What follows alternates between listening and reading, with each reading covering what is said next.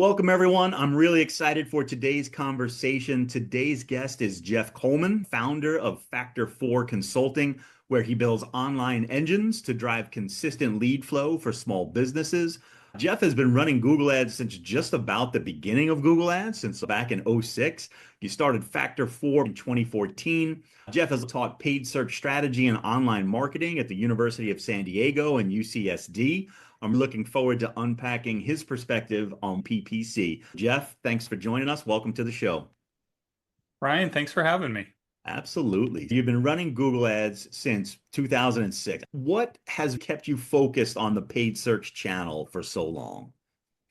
I went to school before there was online marketing, graduated in 94. So when I had the chance to learn about Google Ads, I was working for a company, media manager, and they were spending a lot on Google Ads already, like really forward leading. They were a web hosting company. Okay. And I couldn't believe how interesting a tool this was to me. It was this mixture of having to come up with the right words to that someone's searching on, to putting an ad with that really gets them to take the next step, and then being able to look at all the data through to the sale was extremely cool. Given the company was spending about 85% of their marketing budget on Google Ads. I had to be serious about it. It wasn't my favorite place to work, didn't last long, but I took that with me to a couple jobs after when I went out on my own. It was clear that was something I was good at and was going to keep doing. And I've done a lot of other marketing. It's only been over the last 7, 8 years that I've been almost exclusively Google Ads, Okay. but it's just made sense as more and more people have left the market. You enter a room of marketers and you say, I do Google Ads, and half the people want to talk to you because they can't find anyone who. Once social got big, a lot of marketers really focused in on social media, and it is a little harder to find Google Ads specialists these days. It's gotten more expensive. It's gotten a lot harder to make a campaign work. People are looking for the low cost, channels that they can use or lower cost. And so that's why I think a lot of people have gotten out of it, Yeah. consultants. So you do have a very interesting way of presenting your services on your website, right? You talk about differentiation as a service all the way through to keeping in touch. And it seems like the PPC is the thread that goes through all of it. Like what was the driving force behind structuring it that way? Tell me how that came about. Early on with Google Ads, a lot of people who went into it were numbers people. They're like, this is so cool. They like the analytics part, all the analysis you could do, but they weren't true marketers. They were technicians using Google Ads because clicks were cheap. You could experiment your way to success. And that's no longer the case. And so looking at how you can spend the client's money effectively, you need this full process of really getting clear about why they're different. Because when you see three ads that look the same at the top, you're just going to click, or you might click all three, and you're not going to be selective at all. And what we really want to do for clients is help them pick the right person from the get-go. So of the searchers who search on a particular term, we want to make sure that what they see connects to them or doesn't. It's better to not connect with someone on the search results if those aren't going to be people who are going to be good clients for you. Or so that's really the important thing about differentiation. Then you have, you actually get someone who comes in and becomes a lead. It's what do you do to follow up with them? Some services are like, I need it now. If you need a plumber, you don't want to get on their mailing list. You want them there like yesterday to fix a problem. But if you offer, a tax attorney who offers solutions when the IRS comes knocking on your door, you want to be in front of people on an ongoing basis. So even if they don't take action today, how can you stay in front of them and build trust? That's why we do follow up when it's an appropriate fit for a client. That makes sense. It seems like you're about helping clients build lead flow engines, right? We call them lead engines. We don't want to just be a part of that. We want to give them full services because a lot of clients are busy working on their businesses. When you give them something new, follow up and things like that, it just doesn't happen very consistently because they are very immersed in what they're doing and delivering services to clients. So as much of that as we can provide, they're going to have a better experience, they're going to get better results and continue longer. And was that something, did you offer this full service lead flow? Did this evolve over time or did you know? Oh, it absolutely did evolve because, initially my initial insight from one of the smaller companies I worked at was they should have never hired me. They should have brought in an outside firm that did more things, but also so that they would have budget. So they basically hired me and they're like, well, we don't have any budget to spend on marketing because we're paying you. That's not a good use of your resources. Being able to outsource that is a good thing. And so the initial work I did when I went out to, it was 2008 that I went out on my own and started consulting, was broader marketing services for smaller companies. And so that they could spend less on getting the talent and spend some of that money on actually running things like Google ads or direct mail, different things we did with clients. And over time, what became clear to me was I had a, a skill much more honed in Google Ads than anything else we were doing. I still stay up on other types of marketing, but that wasn't where I was seeing the best results for clients. And, so the package was narrowed down because most small businesses couldn't describe how they were differentiated. They would say, we have great customer service. And you're like, So does every competitor. but we had a process where we talked to their clients to try and find what made them different because the clients could actually describe why they chose them. And we still do some of that. There's a lot of other ways and online reviews and things like that that we can use as well. But that that became part of the package because it was missing. And if we tried to do Google Ads without that, particularly as costs got more expensive, we were wasting money and success was much lower. I think you hit the nail on the head. I see that all the time with small businesses, family owned and operated, right? That's another one you hear all the time. I'm glad you're proud of that, but no one's picking you because of that. Your competitors are saying the same things. They might not be telling the truth, but they're saying the same things. And I think it's brilliant to say, let me talk to your customers. Let me talk to the people who made the decision to hire you. They're going to let us know why and the things that really matter in the marketplace. It also tells you about the client when their clients talk to you. Yes. If you can't get them to talk to you, that's a sign they didn't value their services highly. Most of the time they do, but every once in a while you find they didn't, and they're probably not going to be a great client in the long run.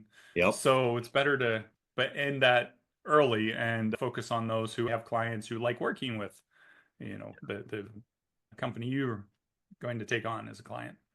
100%. Were there any key decisions you made early on that really affected the direction of Factor 4? It seems like you've been evolving since day one, constantly making your services better, more impactful, so your clients can feel it. Absolutely. One of our clients has been with us. We started Factor 4 in 2014, but we had a different name and rebranded since then, and that started in 2008. I've had one of our clients for 15 years in having done this for about 16 years. It's a good retention. And what we've offered and how we serve them has evolved, but they still get the results, so they stick around. That's the great thing about finding clients where you can have a long-term relationship. Yep. You've touched on how much PPC has changed. Clicks have gotten way more expensive.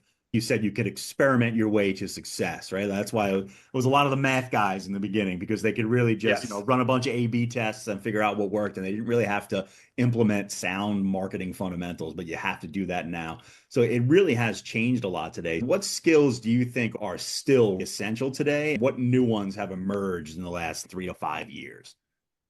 Sure. Obviously, being able to analyze the results is critical and constant through the whole time Google Ads has been running. Pieces missing initially were around sound marketing principles, being able to help your client explain in their ads, on their landing pages. I mean, one of the things we find is critical for certain clients is to create landing pages that really speak to their differentiators. We recently did one for a CPR training company, and we were sending them to the website initially, and we added landing pages in that I'd heard the owner speak at an event and talk about why people work with them. And I was like, it doesn't say any of that on your website.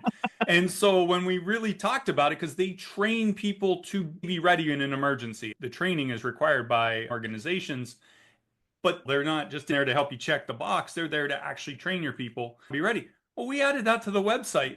Oh, we doubled their conversions. So important to explain those things and have the visitor understand that. Once we did, we cut their cost per lead in half because we could get twice the traffic on the same spend. And those are the skills missing from most Google Ads folks. You've been working in the same company for 10 years, asking them, what else can we do?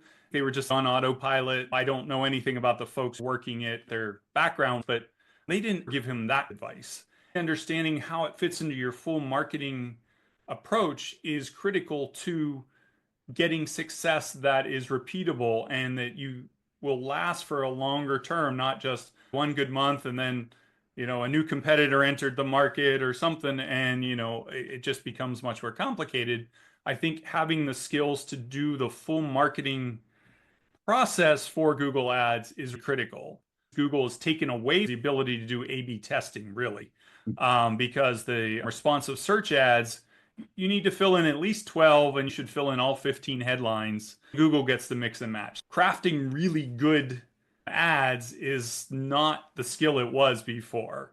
The landing page becomes even more important to build landing pages for folks because it can be optimized for conversions, but also really focusing on what makes them different, particularly in the search sphere. When you pay for a click, you better have a well thought out, concise message for them. Oh, I just paid $5 for you to click around or look at my website for a second. I need you to take that next action. And it sounds like you craft those experiences so that people take the next action. Yes. It's finding the balance of giving them enough information to take action, but not so much they don't need to fill in the form. That's where the experimenting happens on landing pages. The core concepts are similar, but how much information do you give them so they are willing to fill in the form, but not so much information they feel, well, I got all the information and I'll make a decision later. So really crafting that in a way that gets as many conversions as possible is really important. Humans are very good at saying, I'll make that decision later. And that's just our nature. Exactly. Right? Yeah. So I know you've taught PPC as well. Do you see specific challenges new marketers might see, like as they're just coming to PPC and learning it? What do you see with students?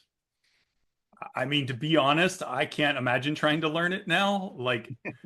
I felt I taught a 4-week class to most of them were marketing professionals already, or at least business professionals who were trying to do Google Ads. And they had learned enough to know what questions they should ask if they hire someone who knows what they're doing. I would have liked to feel like they were ready to just hit it and go, but it's complicated. And I'm particularly aware of this. I just had someone new start on Monday, and I put a lot of thought into where to start, and it's basically looking over there are the basics to get right, and that is something you can teach in a class, but it's looking over someone's shoulder who knows what they're doing, or going out doing it and getting feedback, because there are so many levers to pull in Google Ads that even a small error in not knowing you only want to target folks in your geographic area, not those interested in it, that can add 20-30% onto your cost per lead if you don't know that setting. You can teach someone all of that, and I guess if they went through a course a couple times, they might absorb it. It's a big amount of information. When I taught the class, I gave them checklists. Here are the things you need to at least make sure you're checking on. Hopefully you understood from the class what's the right settings you want to have. But then Google changes it the next week, the next month. As I was going through showing my new hire, I'm like, oh, yeah, that wasn't set there last week when I last set up a campaign. it's a moving target. You have to understand the concept too, and not just the mechanics of it. So one of the things I always recommended to students was find a nonprofit, get a Google grant, and run their campaigns for them for a while, because it's no money for them. Google grants are a free up to $10,000 to spend a month that they give out to pretty much any nonprofit that's not not a political entity, or there are a couple other exceptions. And they're happy to have you drive more traffic to their website. It's a good way to test and learn without risking money. It's a lot of money these days if you're going to try it on your own. That's a great idea. I'm familiar with the Google Grant program, and we've done a couple of campaigns over the years for nonprofits. It never occurred to me like, oh, this is a great place for people to learn. I've run campaigns for local nonprofits. We were lucky to be able to spend $500 a month, but that's still a good learning process. Yeah. And, trying to get more people to come to their runs if they have a 5K they do, or things like that can be really valuable. I love that. It's a great hack. I'm going to borrow that hack. Absolutely. So I know with PPC, it could be a challenge sometimes setting expectations with clients, right? You're looking to balance that short-term quick win with a long-term strategy. I had a client yesterday say, hey, your job is to make it so my receptionist is too busy to do her job. And I'm like, okay, we'll get there, but we're on day 2 here. How do you handle that? Like really balancing that setting of expectations? Absolutely. I think a couple things make that go better. One is very clear up front. This is an experiment. I cannot promise you, unless I've done campaigns in this field multiple times, that I can get you leads at a certain cost, because there are too many factors. You just don't know what that's going to be, whether it's the conversions on their page or the cost per click on the specific keywords in their region. Most of the clients we work with have multiple locations, or but we're dealing with each region. And we have one client who has 31 locations, and Google Ads works on us, for this CPL goal they have, works in about 26 of them. That should be considered a success. Market at a cost that is even close to what they're trying to get to.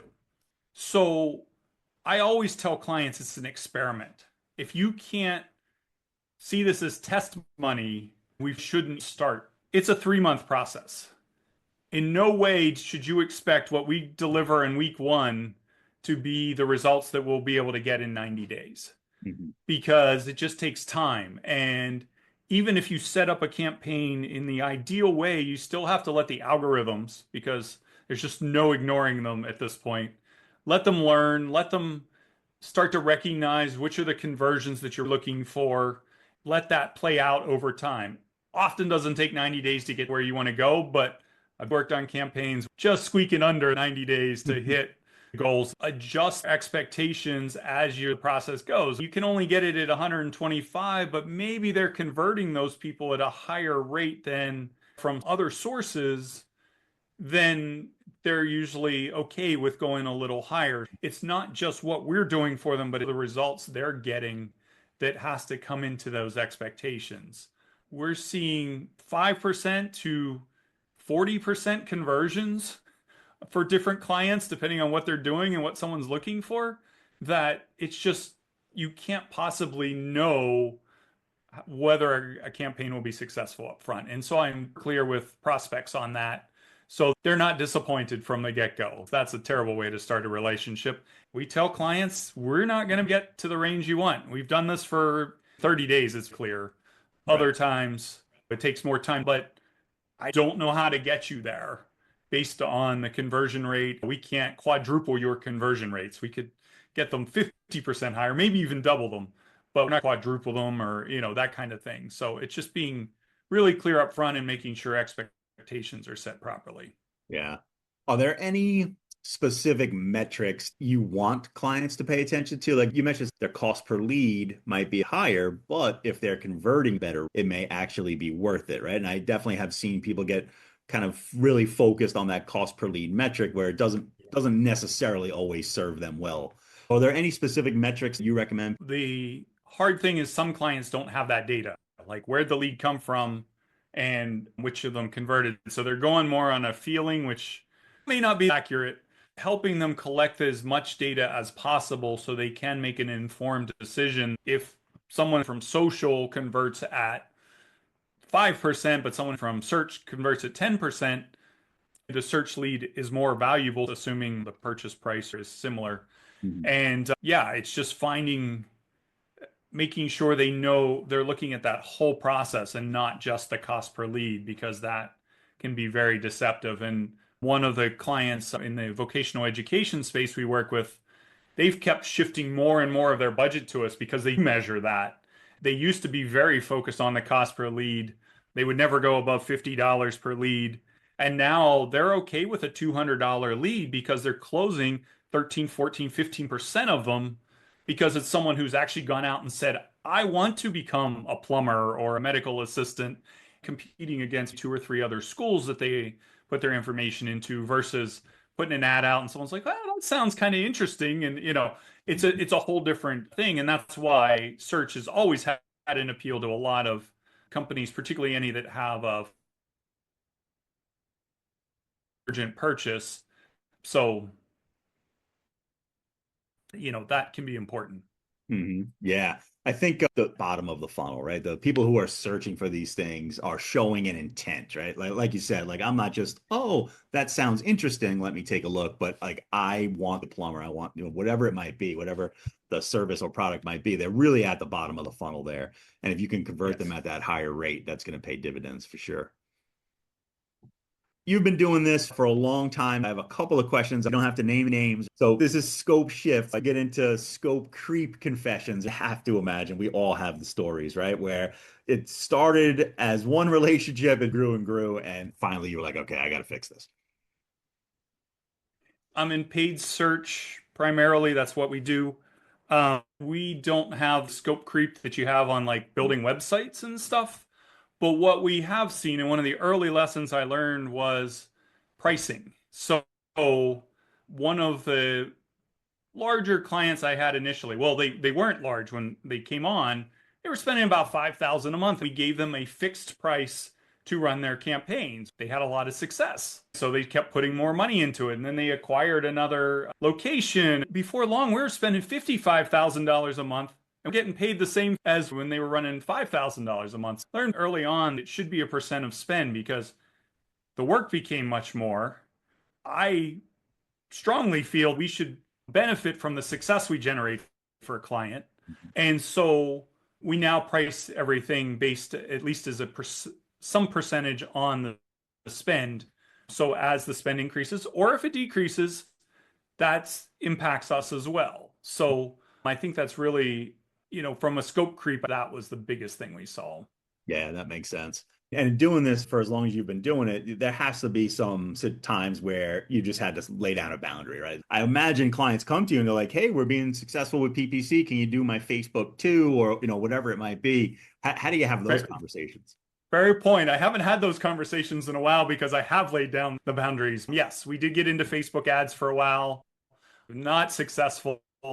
I don't think what makes someone a good PPC advertiser makes them a good Facebook advertiser. Mhm. And they just didn't have the volume to really learn from it. I learned probably 10 years ago we weren't going to do any other types of advertising. We'll do Microsoft ads, it's a version of Google ads, but even if someone thinks we're successful or they think we can do SEO because you did paid search and Mhm. no, they're completely different. I'm clear about that. As an agency owner, the easiest way to say no is to have enough business right now that you're Right. not trying to take on new things. And, having enough clients, getting enough referrals or new leads is the best antidote to taking on things you shouldn't. Having that healthy pipeline makes it easier to say no to stuff. Is there anything you're looking at in PPC? What's happening in the PPC world right now? What shifts are coming? In Google Ads, you're seeing a lot more of Google pushing AI, trying to take away a lot of your control.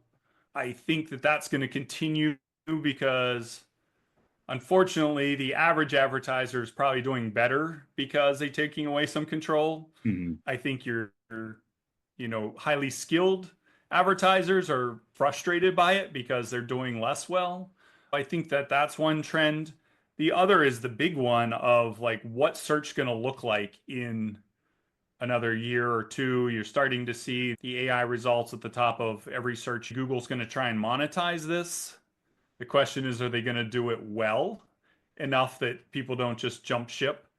I think, having thought about this quite a bit, because obviously it impacts our business significantly, is I think that people don't want an answer. If I'm looking for a vocational school or an eye doctor near me, I don't want the Google results to say, well, here's the closest one to you because, I'm probably looking for specific characteristics. I think there will still be value in having multiple options for a service or a product.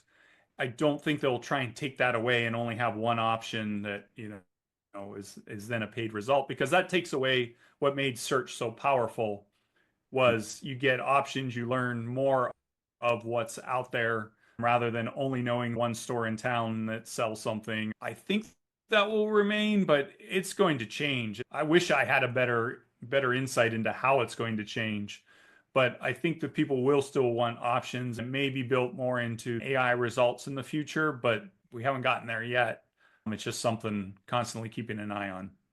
Especially in the local space, Google's slower to change things. They've done a good job of adjusting their search engine results over the last 15, 20 years. They give them a lot of money and people are satisfied, right? I go to Google, I put in restaurant near me.